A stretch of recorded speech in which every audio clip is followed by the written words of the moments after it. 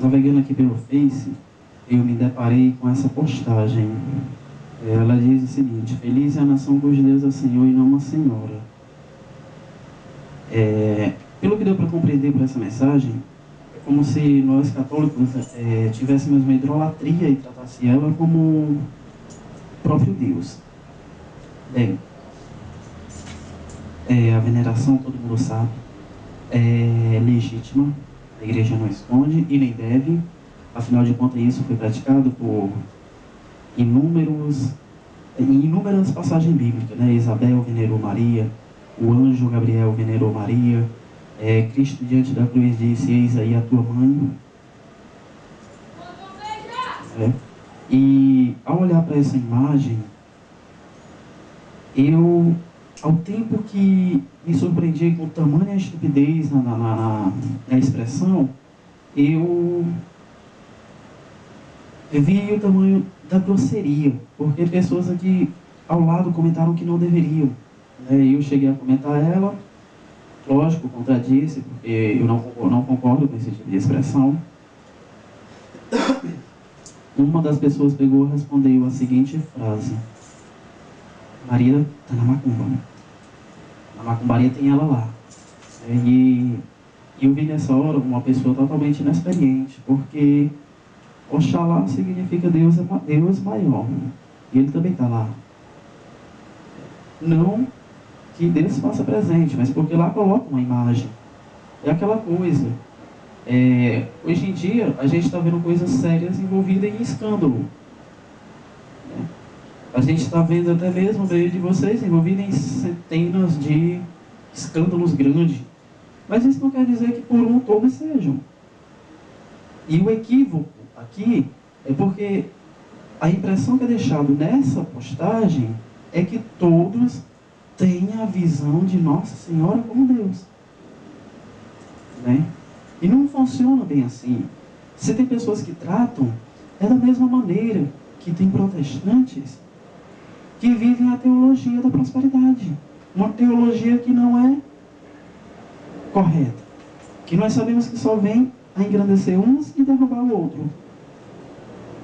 O fato aqui é a forma com que eles colocam, arredondando a todos. Aí usam o nome desse Abílio Santana, que talvez essa frase nem tenha sido falada por ele, mas expõe a imagem dele, deixando a desejar que pode ter sido ele que disse. O fato é, será mesmo que foi ele que falou? Eu não creio que um cara que tem teologia vá falar tal coisa a agredir diretamente a crença de uma outra pessoa. Por quê? Ele, como estudioso, ele sabe que a melhor maneira de se ganhar uma vida não é a julgando, mas sim a mostrando o exemplo, dando seu próprio testemunho. Então, o que eu queria dizer é que eu não creio que essa frase tenha saído desse cara. A comunidade de pregações evangélicas, com certeza colocou isso porque quis, por conta própria, talvez, sei lá. O fato é que a medida do falar é sempre a medida da resposta. Quem fala o que quer, escuta o que não quer, não é o que dizem. Um outro aqui, mais estúpido ainda, pegou e disse: Jesus nem chamou Maria de mãe, chamou de mulher. Mulher não era um sinal de respeito entre os judeus? Até disse isso no vídeo anterior. A medida do que você fala é a medida do que você aprende. Se você não aprendeu nada, cale-se. Às vezes, é melhor você fugir de uma briga do que comprar uma briga com aquilo que você não conhece. Eu não vou esticar muito isso, mesmo porque o objetivo desse vídeo era apenas contradizer o que eu estava vendo aqui.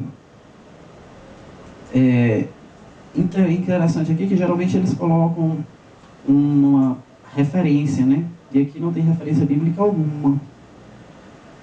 Mas o fato é que para quem tiver desse vídeo, curtindo essa postagem, possa estudar um pouco ética, estudar um pouco o que se falar, tomar um pouco cuidado com as palavras, porque muita gente dentro desse post comentou coisas sem lógica, coisas que feriam até mesmo a crença deles.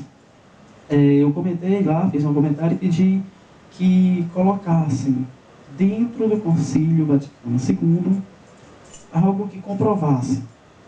Eu só posso dizer que uma lei de um país é falha depois de conhecer a Constituição. A gente diz que a lei do Brasil é falha. Por quê? Porque nós conhecemos a Constituição brasileira. A Constituição americana. Quem é que vai poder dizer que ela é falha? Quem é que conhece? Né? E o Concílio Vaticano é a Constituição Católica, né? E o incrível é porque a cada pessoa que comentava lá, ele mostrava um conhecimento menor, porque eles desconheciam a catequese, eles desconheciam o concílio, né? Então eu pergunto, como que eu vou julgar aquilo que eu não conheço? É um fato. É o que está sendo praticado nessa imagem, nessa comunidade. Eles estão falando daquilo que nem eles mesmos conheceram. Uma amiga esses dias disse que tinha sido até professora catequista, né? Ela também não conhecia esse livro. Ela não conhecia essa Constituição, né? Ela estava falando de algo que ela tinha aparentemente vivido. Aí quando chegou em um outro lugar, teve a experiência. Por quê? Porque lá fez a busca. É aquela coisa. A conversão de muitos acontece não porque a igreja não tem a Deus, como é mencionado, mas porque muitos não têm busca. Por muitos se dizem, mas vão na realidade para estar namorando na porta, vão na realidade para estar conversando da vida dos outros. O fato é que quando a gente vê um post desse, nós paramos para pensar: será se em momento algum nós praticamos algum erro? Será se existe algo errado naquilo que acreditamos? Não. O errado não é acreditar naquilo. O problema é que quando a gente vai para um lugar desse, uma denominação dessa, chega lá, vai ter pessoas que vivem aquilo que dizem, ou que acreditam, sei lá. E a maioria de nós acabamos caindo por quê? Porque não temos conhecimento algum.